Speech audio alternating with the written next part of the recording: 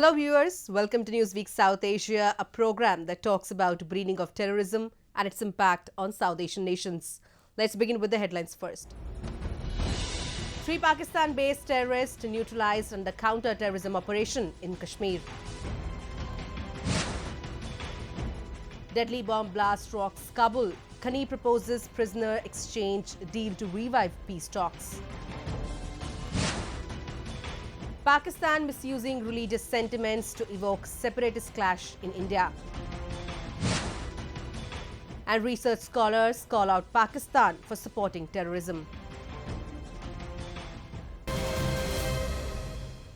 Pakistan's tireless campaign of unleashing terror inside Indian territory is being given a befitting reply by Indian forces. Proactive Indian defense system has successfully eliminated the terrorists who have been pushed into Jammu and Kashmir by Pakistan. This week, they neutralized 3 of them, and it's not a one-off breakthrough, but the forces have been successful in busting all the nefarious anti-India plots hatched in the corridors of Islamabad and Rawalpindi. In a major setback to Islamabad, 3 Pak-backed terrorists were gunned down in 2 separate joint counter-terrorism operations carried out by Indian Army and Jammu and Kashmir Police. Based on specific inputs about terrorists hiding in the targeted area, a search operation was launched during which terrorists fired upon the security forces, leading to a gun battle. तो यहाँ input था, specific input पे search की थी, इस दौरान firing हुई और एक मिलिटेंट मारा गया है, इसकी डेड बॉडी वगैरह रिट्रीव कर ली है और बाकी जो पॉसिबिलिटी एक की लग रही है, सर्च चल रहा है. Pakistan has stepped up its devious agenda of sending across more terrorists since New Delhi decided to get away with the Article 370, a provisionary article that kept Kashmiris away from rest of India. According to the Indian security forces, 2 of the 3 terrorists belong to Pakistan-based terrorist group Lashkar-e-Taiba. Both of them were operating in Bandipora and were involved in various terror crimes and civil atrocities. Also incriminating material, including goods bearing Pakistan marks as well as arms and ammunition, have been recovered from their possession. ये operation में कोई collateral damage नहीं है. 2 terrorist जो है मारे गए हैं और इनका वाबस्ता लश्कर-ए-तोयबा के साथ है और एक टेररिस्ट जो आइडेंटिफाई हुआ है वो अबू तला के नाम पे जाना जाता था और यहाँ पे वो काफ़ी टाइम से एक्टिव था. वो पाकिस्तानी टेररिस्ट है. उनके पास से काफ़ी सामान बरामद की गई है. Continuing with its malicious agenda, Pakistani troops recently launched rounds of unprovoked ceasefire violations by firing of small arms and intense shelling with mortars along the line of control in Rajouri district of Kashmir, which led to civilian injuries and casualties. With such vicious attempts, Pakistan is trying to create the state of turmoil in Kashmir by threatening civilians. यहाँ पे बहुत ही firing चलती है. ये अभी देख लो, लोग अपने अपने घरों में छुपे हुए हैं. यही देख लो, हम कई बार स्कूल भी नहीं जा सकते. Terrorism has been used as an instrument of state policy by Islamabad, and significant substance corroborating the fact is available in the public domain. Former Pakistan President Pervez Musharraf in an interview had admitted that militants were trained in Pakistan as mujahideen to unleash mayhem in India.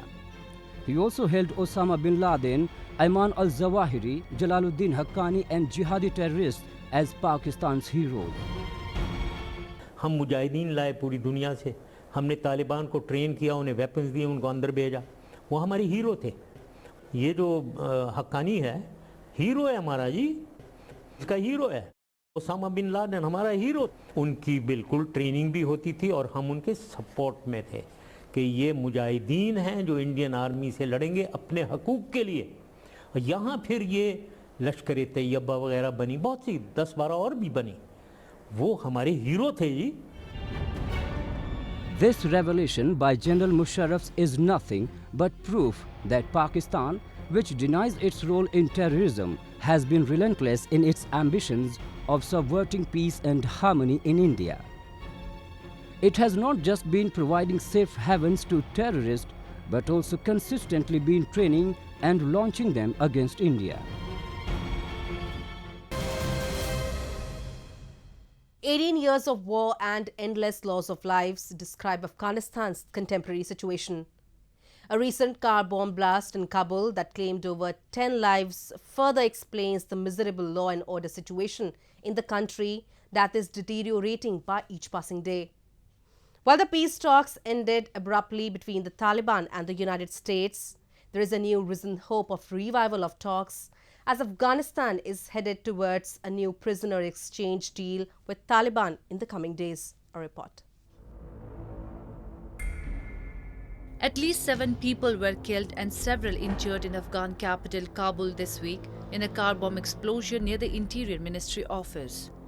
The attack comes just few days after 3 judges and a court staffer were killed in Logar province of Afghanistan after Taliban militants stopped their car in the latest attack on the judiciary. Taliban insurgents fighting to overthrow the foreign-backed Afghan government have long targeted the judiciary in retaliation for harsh sentences given to their fighters. یعنی اینطوری بعد شدید بود که به شیشه‌های خانه کلش از یک سر میده شد. بیشتر مردم زد. به توتای شیشه از بین رفتن. دیدیم 4 طرف مردم افتاده بود از یک طرف. A day before the attack near Interior Ministry of Kabul, the Afghan government secured the release of 2 professors from the American University of Afghanistan in exchange for 3 captured terrorists. Although the government's initiative was expected to lower down the violent tone of the Taliban, but it resulted in a completely contradictory situation where the Taliban launched a deadly terror attack in Kabul just few hours after the announcement of prisoner exchange deal. این توفیق بود که دین روز رئیس جمهور انس حقانی را رها کرد با چند تا طالب وحشی دیگه. یعنی توفیقش بود. نمیفهم چرا این حکومت از طالب قدر ترس داره. از این که برین در پروسه صلح و پول در اونجا مصرف کنین، مهمات بخرین، سرکوب کنین همین وحشی ها را که گم شو از افغانستان. The Afghan government decided to release 2 senior Taliban commanders and a leader of the Haqqani terror group in exchange for an American and an Australian professor who were kidnapped in 2016. The decision for prisoner swap could pave the way for resuming the peace talks between the United States and the Taliban that stand stalled at present. Previously, the Taliban have refused to deal with Kabul, who they view as a puppet of the United States. تصمیم گرفتیم که 3 تن از زندانیان طالب را که از کشورهای بیرون در همکاری نزدیک و همه‌جانبه شرکای بین‌المللی ما دستگیر گردیده و از مدت بدین سو در توقیفخانه بگرام زیر نظارت دولت افغانستان بودند به طور مشروط از بند رها سازند. این 3 نفر عبارتند: آجی مالی خان دیوالی خان زوی، عبدالرشید محمد عمر زوی، انس جلال الدین زوی. 2 of the 3 Taliban being released are Hafiz Rashid and Anas Haqqani. The Haqqani network has in recent years carried large-scale terrorist attacks on civilians. It is believed to be based in Pakistan and is part of the Taliban in Afghanistan. The prisoner swap exercise initiated by the Afghan government reflects a wider effort to start direct negotiations between the Taliban and the Afghan government. در مشوره با شرکای بین‌المللی افغانستان و به خصوص ایالات متحده آمریکا ما مکانیزم و روش را در پیش گرفته ایم که رهایی مشروط این 3 نفر به معنای تقویت صفوف دشمن و تشدید عملاتشان نخواهد شد. تدابیر مشترک بین ما و شرکای بین‌المللی ما چنان است که این تصمیم دشوار اما قابل درک بتواند هم قوت ما را به نمایش بگذارد و هم نیت ما را که خواهان صلح هستیم و برای اعتماد سازی آغاز مذاکرات رو در رو و حل صلح‌آمیز این بدبختی توان و اراده اتخاذ تصمیم‌های سخت و جدی را نیز داریم. The US and the Taliban were close to completing a deal to end the 18-year conflict until US President Donald Trump scuttled the deal in a tweet in September. Most of the terms of the provisional peace agreement were classified, but they included the withdrawal of 5,000 American soldiers from 5 bases across Afghanistan by 2020. The Taliban would have agreed to renounce Al-Qaeda, fight the Islamic State group and stop jihadis from using the South Asian country as a safe haven.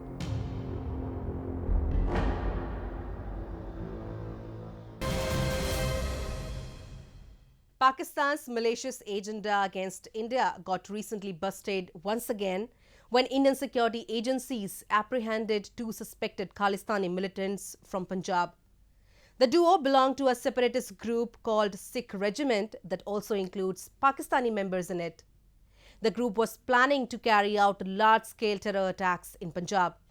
On the other hand, Pakistan is resorting to misuse of Sikh religious sentiments by supporting pro-Khalistan militants who raised anti-India slogans in Islamabad just 4 days after the opening of Kartarpur corridor. A report.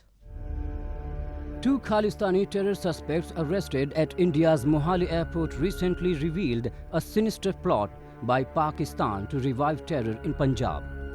The plan included foreign funding and series of grenade blasts across the state. The 2 suspects, Lakhvir Singh and Surinder Kaur, were receiving huge amount of funds from Pakistan's notorious spy agency ISI to buy weapons and other purposes to carry out the blasts in Punjab. Accused Lakhvir Singh had formed a group called Sikh Regiment with Pakistani people associated with ISI. Pakistan is a rogue nation who has absolute and total hatred for India. 24/7, 365 days. They are always thinking through of methods as to how to cause chaos and mayhem in India, how to destabilize India, how to destroy India's homogeneity and integrity, how to bring in communal violence in India. And under no circumstances Pakistan is going to mend its ways, notwithstanding the fact that we have very strong government in place and Pakistan knows that the retribution will be very strong and very swift. That notwithstanding, Pakistan is not giving up its efforts to incite separatist violence in India. Pro-Khalistan elements that have been spewing venom against India across the globe with their malicious anti-India campaigns have grown desperate after each failing attempt. 4 days after the opening of Kartarpur corridor, Khalistan supporters from Pakistan raised posters and flags of Jarnail Singh Bhindrawale. Along with raising slogans of Khalistan Zindabad, the Khalistanis also raised banners of Khalistan Referendum 2020. This was well known even before Kartarpur corridor was opened that Pakistan will try their very best to exploit the sentiments and emotions of the Sikh community. And these posters are clearly indicative of the Pakistani devious and evil designs to exploit the sentiments and emotions of the innocent Sikhs and try and radicalize them against the Punjab government and against the government of India. They have plans in terms of referendum 2020, which is meant to encourage Punjab to secede from India. Their attempts are absolutely and totally not workable in today's environment. But that notwithstanding, Pakistan doesn't see that daylight and continues to use every possible mean to incite violence in India through these posters where they feel that they'll be able to radicalize certain amount of Sikh population. Various intelligence reports suggest that Kartarpur corridor could be used to reignite secessionist movement in Punjab. Sikh for Justice, now a banned organization in India, is also planning to use the Kartarpur corridor to push their secessionist agenda, the reports inform. The SFJ is backed by Pakistan-based handlers to provide money and logistical support to vulnerable youth in Punjab to carry out subversive activities.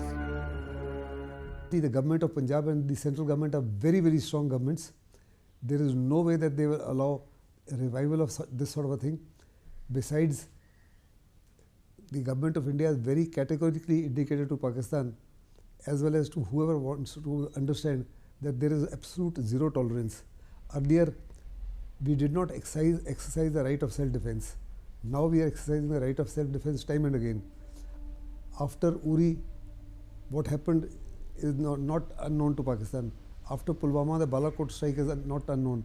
Recently, we again carried out strikes against 3 terrorist training camps. Should Pakistan indulge in any of these activities, or the Sikhs for Justice indulge in any activity, the price that they will have to pay would be hideous.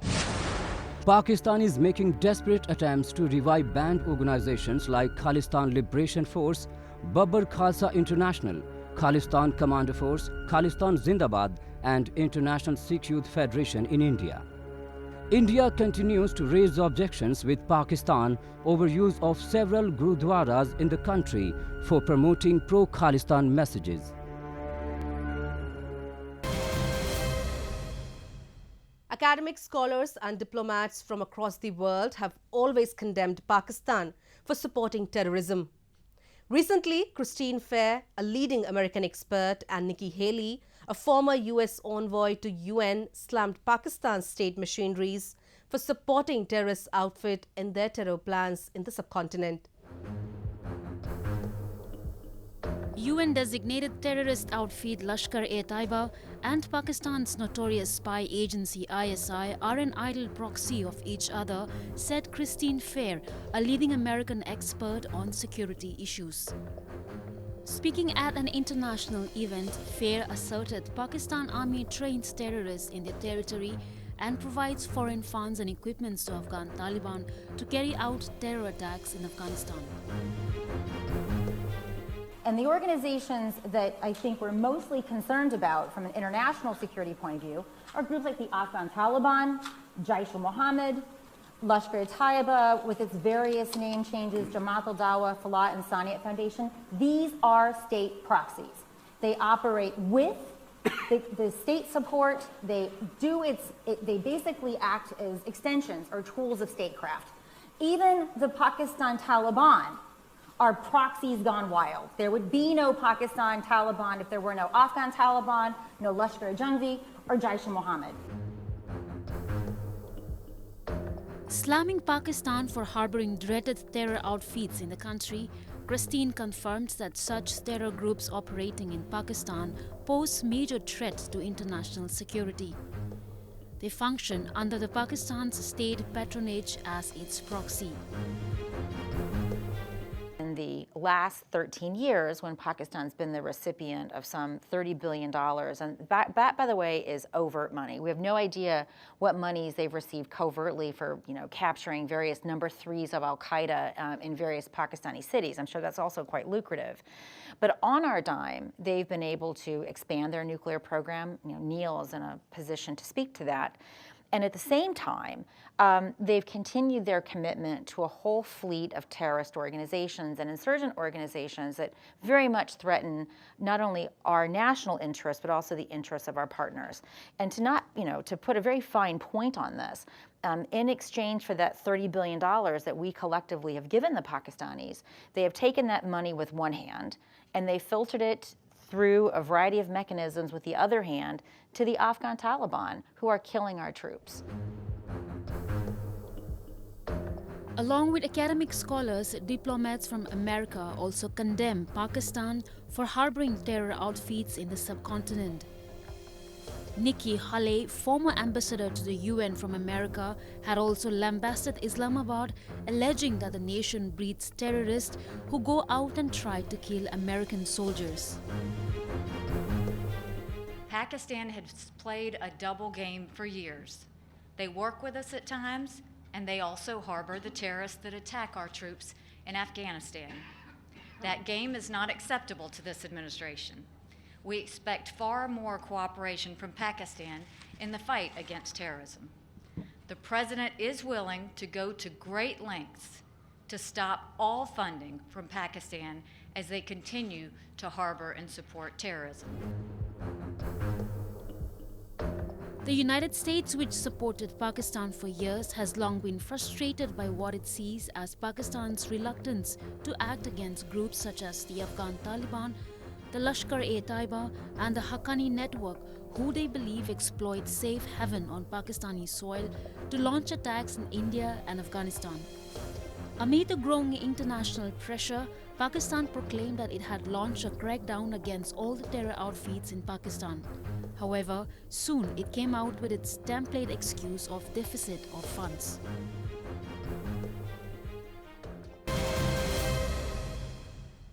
And with that, we come to the end of this edition of Newsweek South Asia. We will be back next week with more news, views and analysis from the subcontinent.